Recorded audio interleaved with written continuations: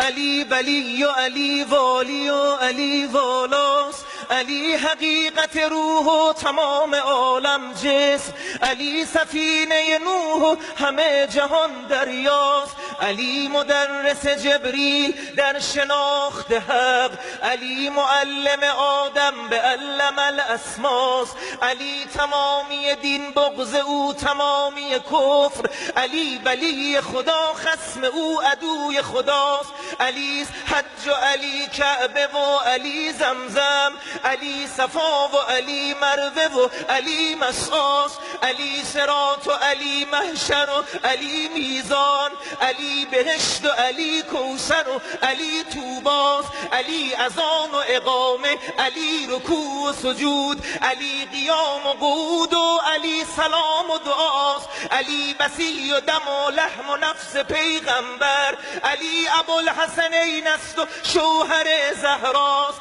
علی محمد و فرقان و نور و کوثر قدر، علی مزمل و یاسین و یوسف و طاهاست، قدسی شجر نیکو ثمر والا گوهر صاحب نظر فرخنده فر بهجت اثر احمد سیر قرص قمر هم دادور هم دادگر قدرت قدر فخر بشر هم نامور هم تاجور هم صاحب تیغ دو سر بر خرمن هر خیر سر ریزد ز تیغ خود شرر شمس الضحی بدر الدجی میر هدا نور خدا هم مقتدا هم رهنما هم ابتدا هم انتها هم دلربا هم دلگشا خیبر گشا مشکل گشا هم بیریا هم با حیا هم با خدا هم با وفا هم با صفا هم کیمیا هم کبریا رمز شفا سر شفا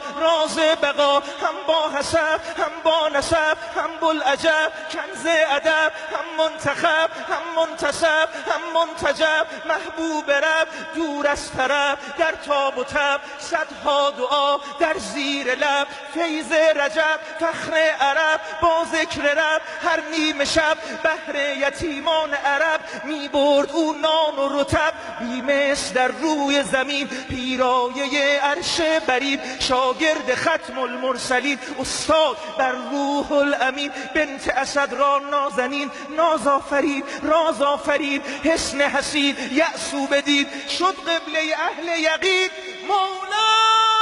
امیر المؤمنین ماشاءالله ماشاءالله.